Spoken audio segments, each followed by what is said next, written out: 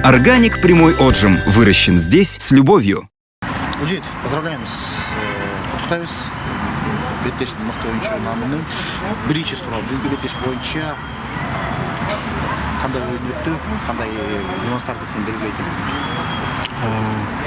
Бүгүнкү оюнду биз негизи күткөнбүз, ушундай кыйыныраак болот деп, анткени Дордойго өзүңөр эле билесиңер, бардыгы акыркы оюндай даярданат. Анан биринчи таймда анча-мынча кичине окшошпой атты. Биринчи таймдан кийин Козелкадан тренердин установкасын айтты. Экинчи таймда ошондой кылганга аракет кылдык. Ошо.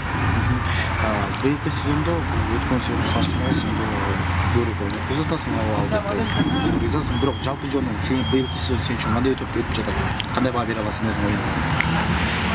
Менимче мен үчүн нормально эле деп айтсам болот.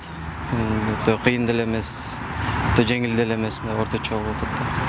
Өзүң оптималдуу формаңа калыңа келдиңби же? Буюрса келдим уже. Эч кандай жаракаттар жок. Буюрса жакшы барды.